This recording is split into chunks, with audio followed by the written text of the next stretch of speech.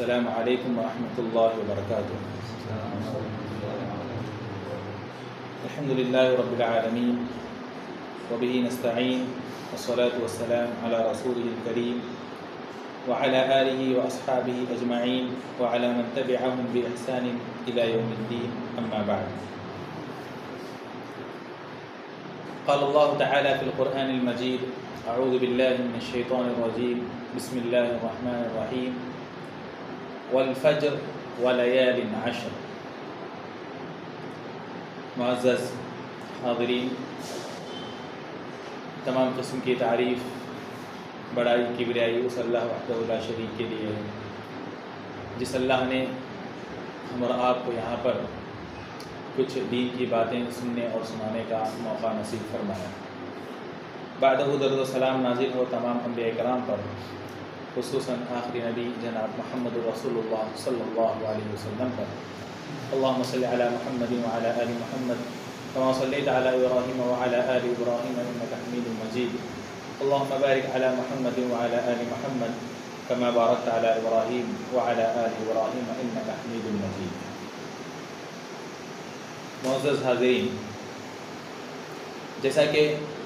اس بات سے ہم سب بخوبی واقف ہیں کہ ابھی چند دنوں بعد انشاءاللہ تبارک و تعالی اسلامی مہینے کا، جو کہ قمری اعتبار سے چلتا ہے، اس کا آخری مہینہ یعنی ذوالحجہ شروع ہونے والا ہے۔ تو اسی مناسبت سے ذوالحجہ کے عشرۂ ذوالحجہ کے شروع کے جو 10 دن ہیں، ان کی فضیلت سے متعلق انشاءاللہ تبارک و تعالی کچھ باتیں آپ کے سامنے رکھنے کی کوشش کروں گا۔ اللہ تبارک و تعالی ہم تمام کو جو باتیں ہم سنتے ہیں، معلوم کرتے ہیں، انہیں معلوم کر کے ان پر عمل کرنے کی توفیق عطا فرما، اور اللہ تبارک و تعالی ہمیں ہر عمل قرآن اور حدیث کی روشنی میں کرنے کی توفیق عطا فرما۔ معزز حاضرین، سب سے پہلے ہم اور آپ اس بات کو جان لیں کہ اللہ تبارک و تعالی نے اس امت کو عمر مختصر دی ہے۔ وقت اللہ تبارک و تعالی نے اس عمر کو مختصر دیا پچھلے امتوں کے مقابلے میں۔ جیسا کہ ہم بہت مرتبہ، کئی مرتبہ یہ بات سنے ہوں گے، ہمارے سامنے بات آتی رہتی ہے، جب خاص کر پچھلی امتوں کا تذکرہ آتا ہے، پچھلی قوموں کا تذکرہ آتا ہے، تو اس میں یہ بات آتی ہے کہ اس امت میں فلاں آدمی یا اس امت کے لوگ اتنے 100 سال زندہ رہا کرتے تھے، 400 سال، 500 سال، یہاں تک کہ 1000 سال کی بھی بات آتی ہے۔ اب اگر ان امتوں سے نبی صلی اللہ علیہ وسلم کی اس امت یعنی ہم اور آپ کی جو زندگیاں ہیں، ہم اور آپ کو جو عمر دی گئی ہے، اس کا موازنہ کریں گے تو ہماری عمر ان کی عمر کے مقابلے میں بہت کم ہے۔ ہماری عمر سے ان کی عمر 10 گنا زیادہ ہوا کرتی تھی۔ اللہ کے نبی صلی اللہ علیہ وسلم نے اپنی امت کی عمر کے بارے میں کہا: اعمار امتی ما بین 60 و 70، کہ میری امت کے لوگوں کی عمر 60 اور 70 کے درمیان، اور ان کی عمریں 600 سال، 700 سال، یعنی 10 گنا۔ یہاں اگر 50 سال کا آدمی ہے تو ان کی امت میں 500 سال کا، 60 سال کا ہے تو ادھر 600 سال کا، ادھر 70 سال کا ہے تو ادھر 700 سال کا۔ تو اس طرح جو عمر کے اندر تفریق ہے پچھلی امتوں کے لوگوں میں اور آخری نبی صلی اللہ علیہ وسلم کی امت کے لوگوں میں، وہ تقریباً 10 گنا کا ہے۔ ہماری عمریں 60 70 اور ان کی عمریں 600 700 1000 تک۔ تو جب یہ بات صحابہ کرام کے سامنے آئی تو صحابہ کرام کی قسم سے فکر مند ہو گئے کہ ہمیں تو اتنی کم عمر دی گئی اور ان کو اتنی زیادہ عمر دی گئی، اور جب ہمارے سامنے بھی یہ بات آتی ہے تو ہم بھی فکر مند ہو جاتے ہیں۔ لیکن صحابہ کی فکر میں اور ہماری فکر میں زمین آسمان کا فرق ہے۔ ان کی فکر اس اعتبار سے کہ ان کو اتنی زیادہ عمر ملی تو اتنی زیادہ عبادت کا انہیں موقع مل گیا۔ ہماری فکر اس اعتبار سے کہ ان کو اتنی زیادہ عمر ملی تو اتنا زیادہ انہوں نے دنیا کے اندر عیش کیا، آرام کیا، بہت ساری نعمتوں سے انہیں مالا مال کیا گیا۔ اب ہمیں اتنی زندگی نہیں مل رہی ہے تو ہم دنیا کے اندر اتنا زیادہ عیش و آرام نہیں کر پاتے ہیں۔ دونوں کو فکر لائق ہے، صحابہ کو بھی فکر لائق تھی، ہم کو بھی فکر لائق ہے، لیکن ان کے اندر کیا ہے؟ ان کی فکر اخروی اعتبار سے ہے اور ہماری فکر دنیاوی اعتبار سے۔ بہرحال جب صحابہ کرام اس طرح سے فکر مند ہوتے ہیں تو ہم اور آپ کو معلوم ہے کہ اللہ تبارک و تعالیٰ نے اس امت کو اگر وقت کم دیا ہے تو اللہ تبارک و تعالیٰ نے وقت کم دینے کے باوجود اس امت کو اللہ تبارک و تعالیٰ نے موقع زیادہ فراہم فرمائے ہیں. وقت کم ہے لیکن موقع اللہ تبارک و تعالیٰ نے زیادہ فراہم فرمائے. جیسا کہ ہم اور آپ ابھی رمضان کے مہینے سے گزرے ہیں, رمضان کے مہینے میں ہم اور آپ نے یہ بات سنی اور ہم میں کے ہر آدمی ہر مسلمان کو یہ بات معلوم ہے کہ اگر کسی آدمی کو لیلۃ القدر نصیب ہو جائے تو اس ایک رات کی عبادت اللہ تبارک و تعالیٰ کے پاس 1000 مہینوں کی عبادت سے بہتر ہے. تو اگر اللہ تبارک و تعالیٰ ہم اور آپ کو یہ موقع دے رہا ہے تو ہم اور آپ کے لیے کتنی خوش نصیبی والی بات ہے. اگر کسی آدمی کو 10 لیلۃ القدر مل گئے, یعنی 10 سال اسے اس آدمی کو لیلۃ القدر مل گیا, تو وہ آدمی اس آدمی کو 830 سال عبادت کرنے کا اللہ تبارک و تعالیٰ اسے ثواب دے دیں گے. تو یہی بات جو ہم نے بتائی کہ اللہ تبارک و تعالیٰ نے اس امت کو وقت تو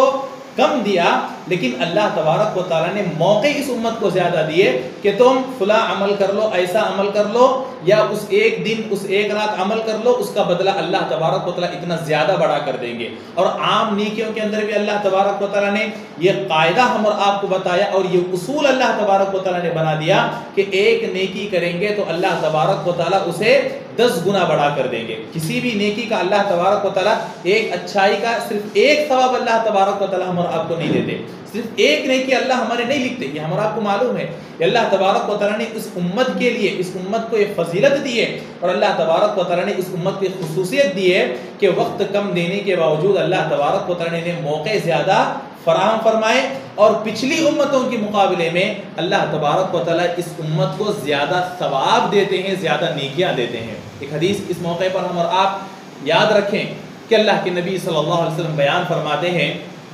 کہ میری مثال اور یہود و نصارہ کی مثال, میری امت یہود و نصارہ ان کی مثال اس ایک آدمی کی طرح ہے جو کسی آدمی کو کام پر لیتا ہے. کمثل رجل استأجر اجیر, کسی آدمی کو کام پر لیتا ہے اور وہ آدمی کہتا ہے من یعمل لی من الصباح الی الضحی, کون ہے جو صبح سے لے کر چاشت کے وقت تک میرے لیے عمل کرے, دوپہر تک کے الفاظ ہیں, کون ہے جو صبح سے لے کر دوپہر تک میرے لیے عمل کرے, علی دینار, میں اسے علی قیرات, میں اسے 1 قیرات دوں گا. تو اللہ کے نبی صلی اللہ علیہ وسلم کہتے ہیں فعملت الیہود, یہود آگے بڑھتے ہیں اور انہوں نے کام کیا, وہ کام کرتے ہیں, انہیں 1 قیرات دے دیا جاتا ہے. پھر وہی آدمی دوبارہ اعلان کرتا ہے کون ہے جو ظہر سے لے کر عصر تک میرے لیے کام کرے, علی قیرات, انہیں بھی 1 قیرات دیا جائے گا. اللہ کے نبی کہتے ہیں فعملت النصارى, نصارہ آگے بڑھتے ہیں اور وہ عمل کر کے وہ اپنا 1 قیرات لے لیتے ہیں. پھر وہی آدمی تیسری مرتبہ اعلان کرتا ہے کون ہے جو عصر سے لے کر مغرب تک میرے لیے کام کرے, علی قیراتین, انہیں 2 قیرات ملیں گے. 2 مرتبہ اعلان ہوا کہ 1 قیرات دیا جائے گا. یہود آگے بڑھے, عمل کر لیے, نصارہ آگے بڑھے, عمل کر لیے. اب 2 قیرات پر کس کی باری آتی ہے؟ اللہ کے نبی کہتے ہیں ہم انتم, وہ تم ہی ہو, وہ تم ہی ہوگے جو کہ 2 قیرات پر آگے بڑھ کر عمل کریں گے. تو جب ایسا معاملہ ہوگا کہ یہود کو 1 قیرات دیا گیا یا نصارہ کو 1 قیرات دیا گیا, اور جب امت محمدیہ کی باری آئی انہیں 2 قیرات دیے جانے کا اللہ تبارک و تعالیٰ وعدہ کرتے ہیں, تو یہود اور نصارہ کے بارے میں اللہ کے نبی کہتے ہیں فغضبت الیہود والنصارى, یہود اور نصارہ کو غصہ آ جاتا ہے کہ ہم کو 1 قیرات دیا گیا اور ان کو 2 قیرات دیے جا رہے ہیں. تو اللہ تبارک و تعالیٰ ان سے سوال کریں گے هل نقصت من اجورکم شیئا, کیا میں نے تمہیں تمہارے اجر کے اندر کسی قسم کی کمی کی ہے؟ تم نے جو عمل کیا ہے کیا میں نے اس کے مطابق تمہیں اجر دیا کہ نہیں دیا؟ پھر اللہ تبارک و تعالیٰ کہیں گے ذالک فضلی اوتیہ من اشاء, یہ میرا فضل ہے, میں جسے چاہوں دوں. اللہ تبارک و تعالیٰ نے یہود اور نصارہ کے ساتھ کوئی ناانصافی نہیں کی, اللہ نے ان پر ظلم نہیں کیا. انہوں نے جتنا عمل کیا اللہ نے اس کے مطابق انہیں اجر دے دیا. اب اللہ تبارک و تعالیٰ کا ہمارے ساتھ جو معاملہ ہے یعنی اس امت محمدیہ کے ساتھ, یہ اللہ تبارک و تعالیٰ کے فضل والا معاملہ ہے. اللہ نے ان کے ساتھ عدل کیا اور اللہ تبارک و تعالیٰ اس امت محمدیہ کے ساتھ فضل والا معاملہ کریں گے کہ اللہ تبارک و تعالیٰ انہیں بڑھا چڑھا کر اللہ اجر دیں گے. تو اس امت کو گرچہ کہ عمر مختصر ملی ہے لیکن اللہ تبارک و تعالیٰ ایسے اتنے مواقع ہم اور آپ کو فراہم کیے ہیں کہ ہم اور آپ ہم سے پہلے جو امتیں گزر چکی ہیں ان کو لمبی لمبی عمریں ملنے کے باوجود ہم اور آپ ان سے کہیں زیادہ آگے نکل سکتے ہیں. تو ہم اور آپ سب سے پہلے اس بنیادی بات کو اپنے ذہن میں رکھیں. پھر اس کے بعد دیکھیں کہ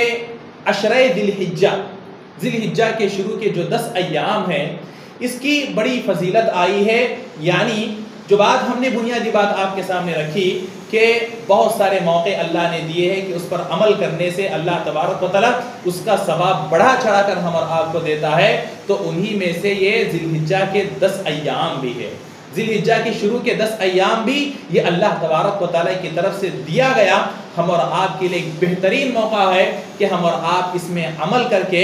بہت سارا ثواب ہم اور آپ حاصل کر سکتے ہیں. تو اسی لیے ان 10 دنوں کی شریعت اسلامیہ کے اندر بڑی فضیلت آئی ہے. اللہ تبارک و تعالیٰ کے پاس اس کی بڑی اہمیت ہے. اس کا اندازہ ہم اور آپ ان باتوں سے لگا سکتے ہیں جس میں پہلی بات جو کہ سورۃ الفجر کی آیت کریمہ میں نے آپ لوگوں کے سامنے تلاوت کی جس میں اللہ تبارک و تعالیٰ کہتے ہیں والفجر ولیال عشر، قسم ہے فجر کے وقت کی اور 10 راتوں کی. جب اللہ تبارک و تعالیٰ اس صورت کے اندر 10 راتوں کی قسم کھاتے ہیں تو اس سے ہم اور آپ کو یہ بات معلوم ہوتی ہے کہ ان 10 راتوں کی بڑی فضیلت ہے. اللہ تبارک و تعالیٰ کسی بھی چیز کی قسم کھاتے ہیں تو اس کی اہمیت کو واضح کرنے کے لیے اللہ نے فجر کی قسم کھائی، یعنی وقت کی اہمیت کو اللہ تبارک و تعالیٰ بتانا چاہتے ہیں. یا ہم یوں بھی کہہ سکتے ہیں کہ فجر کے وقت کی خاص کر اللہ تبارک و تعالیٰ اہمیت بتانا چاہتے ہیں. اور اللہ تبارک و تعالیٰ ان 10 راتوں کی قسم کھائی تو ان 10 راتوں کی اہمیت اللہ تبارک و تعالیٰ بتانا چاہتے ہیں. تو مفسرین نے اس آیت کی تفسیر میں بات لکھی ہے کہ ان 10 راتوں سے مراد ذی الحجہ کے شروع کی 10 راتیں ہیں، ذی الحجہ کے شروع کے 10 ایام ہیں کہ اللہ تبارک و تعالیٰ کے پاس ان ایام کی اتنی فضیلت ہے کہ اللہ تبارک و تعالیٰ نے ان ایام کی قسم کھائی ہے. تو اس سے ہم اور آپ کو ان ایام کی فضیلت کا اندازہ ہوتا ہے کہ اس کی کیا فضیلت اور کیا اہمیت اللہ تبارک و تعالیٰ کی نظر میں ہے. اور آگے بڑھیں. اللہ تبارک و تعالیٰ نے ہم اور آپ کے لیے ان ایام کے اندر ان ایام کی فضیلت کو اگر ہم اور آپ سمجھنا چاہتے ہیں تو ہم دیکھیں ان ایام میں اللہ تبارک و تعالیٰ نے یوم عرفہ بھی رکھا ہے. یوم عرفہ انہی 10 ایام کے اندر آتا ہے. 9 ذی الحجہ کو یوم عرفہ ہوا کرتا ہے. اور یوم عرفہ اور آپ جانتے ہیں اس کی کیا اہمیت ہے. حاجیوں کے لیے اس کی عرفہ کے اندر وقوف اس کی کیا اہمیت ہے اور آپ جانتے ہیں اللہ کے نبی نے کہا الحج عرفہ. حج تو اصل عرفے کے قیام کا نام ہے. یعنی یہ اتنا بنیادی رکن ہے کہ اگر کسی آدمی کے حج کے اندر عرفے کے قیام کا رکن چھوٹ گیا تو مطلب یہ کہ اس کا حج ہوا ہی نہیں.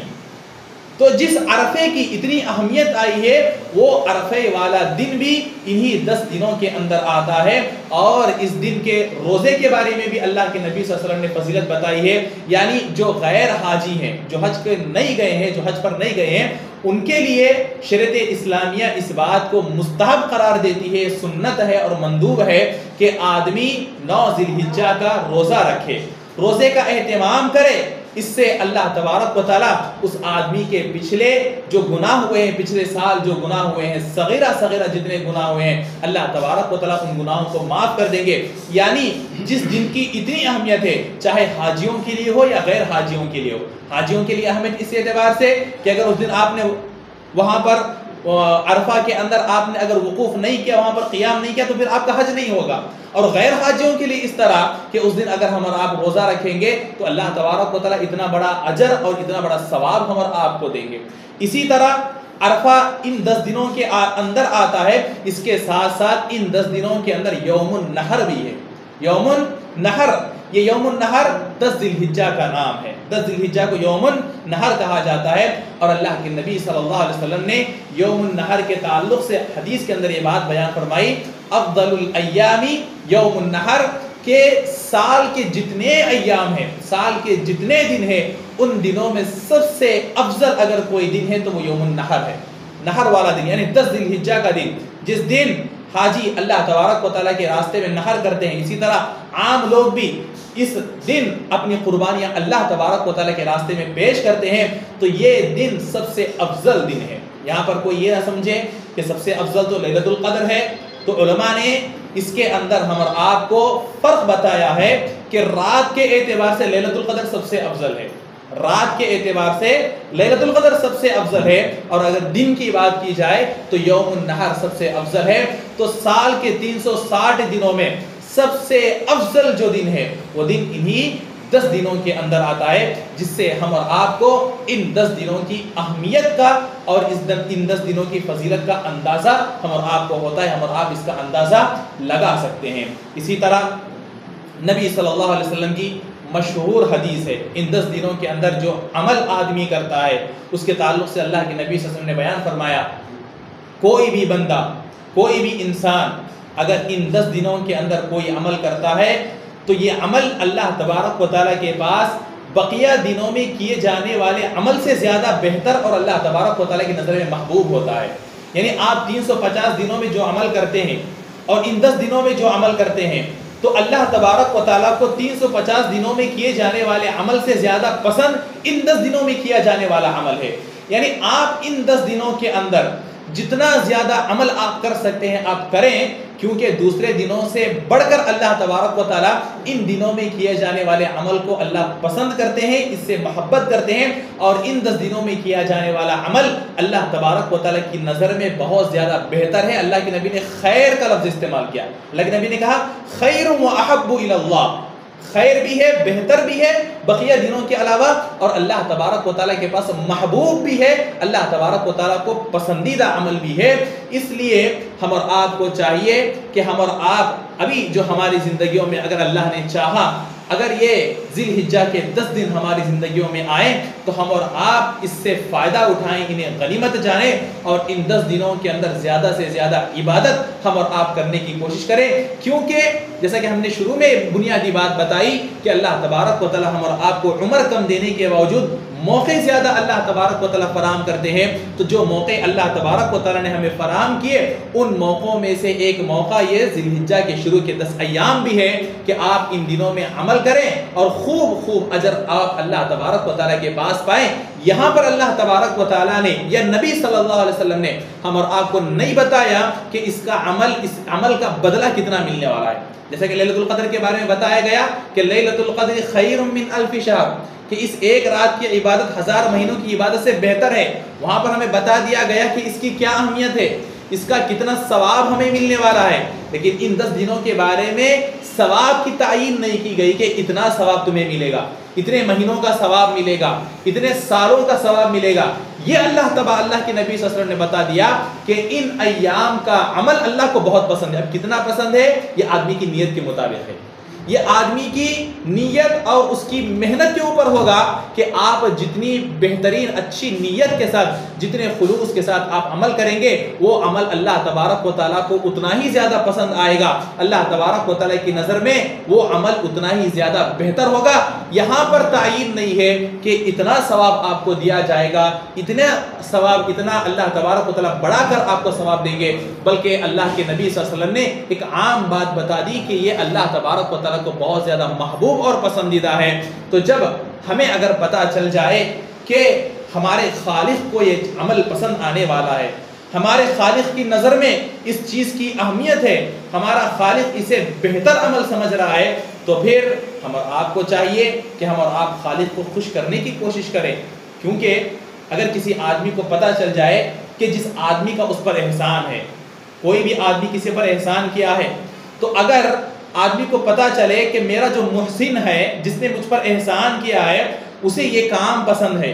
یہ بات اسے پسند آتی ہے، یا فلاں چیز اسے پسند ہے، تو آدمی کوشش کرے گا کہ میرے ذریعے سے اسے وہ پسندیدہ چیز مل جائے تاکہ اس کی خوشی کے اندر دوبارہ ہو جائے، تاکہ اس کی خوشی دوبارہ ہو جائے، اس کی خوشیوں کے اندر اضافہ ہو جائے۔ آدمی اس بات کی خواہش کرتا ہے،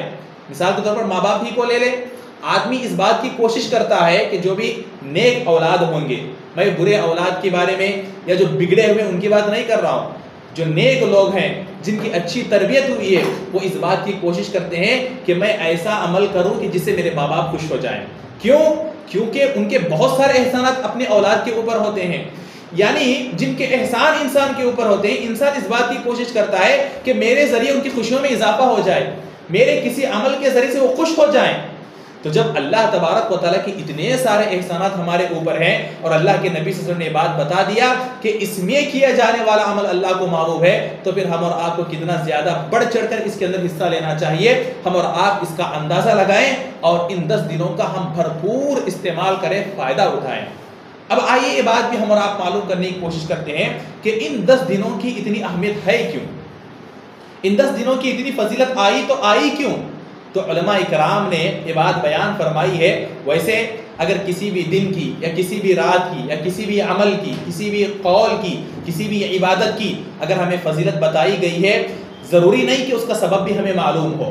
کئی جگہ پر ایسا ہوتا ہے کہ ہمیں سبب معلوم کرا دیا جاتا ہے کہ اس کی فضیلت اس وجہ سے ہے، فلاں بات کی فضیلت اس وجہ سے ہے، لیکن ضروری نہیں کہ ہر مرتبہ ہم اور آپ کو اس کا سبب معلوم کرایا جائے، بتایا جائے۔ بس ہم اور آپ کو جو ہے اگر بتا دیا گیا کہ یہ افضل عمل ہے تو بس ہمیں اسے کرنا ہے،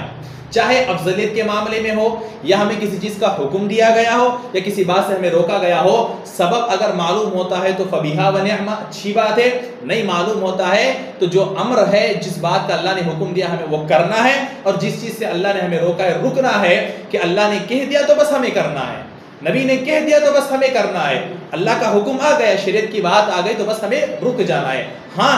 اگر سبب معلوم ہو گئے تو بڑی اچھی بات ہے۔ تو علماء کرام نے اس کا سبب ہم اور آپ کو بتانے کی کوشش کی ہے کہ کیا وجہ ہے، کیا وجہ ہو سکتی ہے کہ ان 10 دنوں کی اتنی اہمیت آئی ہے۔ تو علماء نے یہ بات بیان فرمائی ہے کہ اسلام کے جو 5 بنیادی ارکان ہیں، اسلام کے اندر تو ویسے بہت سارے اعمال آتے ہیں، بہت ساری عبادتیں آتی ہیں، لیکن اس کے 5 بنیادی ارکان ہیں۔ تو علماء بیان فرماتے ہیں کہ یہ وہ 10 دن ہے کہ جن 10 دنوں کے اندر ہم اسلام کے 5 بنیادی ارکانوں کو جمع کر سکتے ہیں۔ ان 10 دنوں کے علاوہ بقیہ سال کے کسی بھی دن، کسی بھی ایام کے اندر ہم اسلام کے پورے ارکان کو جمع نہیں کر سکتے۔ بقیہ دنوں میں آپ کلمہ لا الہ الا اللہ کا اقرار، وہ تو ہمارے دلوں میں رہے گا۔ باقی جو 4 اعمال جس کا تعلق ہمارے اپنے عمل سے ہے، نماز، روزہ، زکوٰۃ، حج، یہ چاروں چیزیں ہم اور آپ بیک وقت کسی بھی ایام میں ہم نہیں کر پاتے ہیں۔ ہم نے نماز کا اہتمام کر لیا، وہ تو روزانہ ہم اور آپ کو کرنا ہے۔ ہم نے نفل روزوں کا بھی اہتمام کر لیا، ہم نے اللہ کے راستے میں صدقہ و خیرات بھی کر دیا، لیکن ہم حج تو نہیں کر پائیں گے۔ حج کے لیے تو ایام مقرر ہیں، حج کے لیے ایام مقرر ہیں، ہاں روزوں کے لیے بھی ایام مقرر ہے، لیکن آپ نفل روزہ جب چاہیں رکھ سکتے ہیں۔ لیکن اگر آپ نفل حج بھی کرنا چاہیں تو حج کے ایام میں ہی آپ کریں گے۔ نفل حج کے لیے ایسا نہیں کہ نفل ہے تو جب چاہے آپ کر لیں۔ تو علماء نے بات بیان فرمائی ہے کہ یہی وہ 10 دن ہے جن 10 دنوں کے اندر انسان اسلام کے جو بنیادی ارکان ہیں، 5 بنیادی ارکانوں کو جمع کر سکتا ہے۔ عمل کے اعتبار سے 5 بنیادی ارکان پر انسان عمل کر سکتا ہے۔ نماز کا بھی اہتمام ہوگا، روزوں کا بھی اہتمام ہوگا، صدقہ و خیرات بھی آدمی کر سکتا ہے، اسی طرح حج بھی ان دنوں کے اندر ہوتا ہے۔ اس لیے ان ایام کی فضیلت آئی ہے۔ ہو سکتا ہے کہ یہی سبب ہو یا کوئی اور سبب بھی ہو، سبب کچھ بھی ہو، جب ہمیں بتا دیا گیا، جب ہم اور آپ کو یہ بات معلوم ہو گئی شریعت کی روشنی میں، قرآن و حدیث کی روشنی میں کہ ان ایام کی فضیلت آئی ہے، ان ایام کی بڑی فضیلت ہے، تو پھر ہم اور آپ اس کی فضیلت کو معلوم کر کے، اس کی فضیلت کو جان کے ہم اور آپ اس فضیلت سے فائدہ اٹھانے کی کوشش کریں۔ تو ہم اور آپ جب ہمارے زندگی کے اندر یہ ایام آئیں گے تو ہم ویسے تو فرض نماز ہمارے اوپر ہے ہی، فرض نمازوں کا اہتمام تو ہمیں کرنا ہی ہے، بہرحال ساتھ میں زیادہ سے زیادہ نفل نمازوں کا ہم اور آپ اہتمام کریں۔ ان ایام کے اندر ہم اور آپ پورے 9 دن روزہ رکھنے کا ہم اور آپ اہتمام کریں۔ 10 دن اس لیے نہیں کہ عید کے دن کا روزہ حرام ہے، 10 ذی الحجہ کو تو ہم اور آپ روزہ نہیں رکھ سکتے، لیکن ہم اور آپ اس بات کا اہتمام کریں کہ 9 دنوں میں ہم اور آپ روزہ رکھیں، کیونکہ آپ بقیہ 350 دنوں میں بھی روزہ رکھیں گے تو اس روزے کی جو اللہ کے پاس اہمیت ہے یا اس روزے کا جو وزن اللہ تبارک و تعالیٰ کے پاس ہے وہ وزن بقیہ ایام کے اندر نہیں آ پائے گا۔ اس لیے ان 9 دنوں کے اندر مشقت برداشت کر کے کچھ بھی ہو جائے ہم اور آپ روزہ رکھنے کی کوشش کریں۔ ان ایام کے اندر زیادہ سے زیادہ ہم اور آپ نفل صدقہ و خیرات اللہ تبارک و تعالیٰ کے راستے میں کرنے کی کوشش کریں۔ اس کے علاوہ جتنی عبادتیں ہم اور آپ کر سکتے ہیں، اللہ تبارک و تعالیٰ کا ذکر ہو، قرآن مجید کی تلاوت ہو، اس طرح کے اور بھی جتنے کام آدمی کر سکتا ہے، جتنی نیکیاں انسان کر سکتا ہے، تمام کی تمام نیکیاں کرے، کیونکہ اللہ کے نبی نے عمل کا لفظ استعمال کیا ہے حدیث کے اندر۔ اللہ کے نبی نے کہا کہ ان دنوں میں جو بھی عمل کیا جائے گا، جو بھی عمل، اللہ کے نبی نے خاص نہیں کیا کہ نماز اگر ان 10 دنوں میں نماز پڑھے گا تو یہ اللہ کو زیادہ پسندیدہ ہے، یا کوئی اور عمل خاص کر کے نہیں کہا کہ یہ عمل کرے گا تو اللہ تبارک و تعالیٰ کو پسندیدہ ہے۔ اللہ کے نبی نے عمل کا لفظ، نکیرہ کا لفظ استعمال کیا ہے کہ کوئی بھی عمل، کوئی بھی نیکی آپ کر لیں، کوئی بھی اچھائی آپ کر لیں،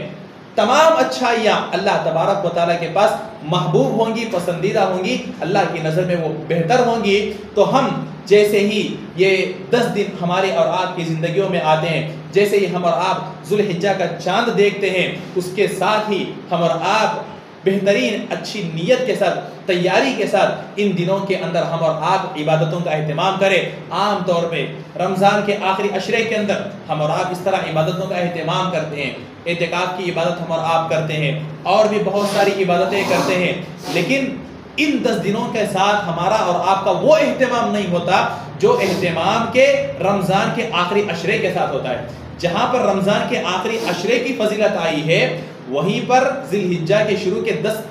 ایام کی بھی فضیلت آئی ہے۔ ذی الحجہ کے یہ جو شروع کے 10 ایام ہیں، 10 دن ہیں، ان کی بھی فضیلت آئی ہے۔ تو اس کا جیسے ہم اور آپ اہتمام کرتے ہیں، ہم اور آپ کوشش کریں کہ اس کا بھی ہم اور آپ اہتمام کریں، اس میں بھی ہم اور آپ زیادہ سے زیادہ عبادتیں کریں، تاکہ ہم اللہ تبارک و تعالیٰ کا تقرب حاصل کر سکیں، اللہ تبارک و تعالیٰ کے ہم اور آپ محبوب بندے بن سکیں، اللہ تبارک و تعالیٰ کو جو عمل پسند ہے، جن ایام میں کرنا پسند ہے، ان ایام میں کر کے اللہ تبارک و تعالیٰ کے محبوب ہم اور آپ بن جائیں۔ اور یہاں پر ایک بات ہم اور آپ یہ بھی یاد رکھ لیں کہ جب ان ایام کے اندر عمل کرنا اتنا زیادہ اللہ تبارک و تعالیٰ کو پسند ہے، تو اس کا مفہوم مخالف یہ نکلتا ہے کہ ان ایام میں اگر ہم اور آپ گناہ کریں گے تو اتنا ہی زیادہ یہ چیز اللہ تبارک و تعالیٰ کو ناراض بھی کرے گی۔ یعنی ان ایام میں عمل اگر زیادہ پسند ہے تو اس کا مفہوم مخالف یہ بات نکلتی ہے، اس کی الٹی یہ بات نکلتی ہے کہ ان ایام میں اگر ہم نے گناہ کیا،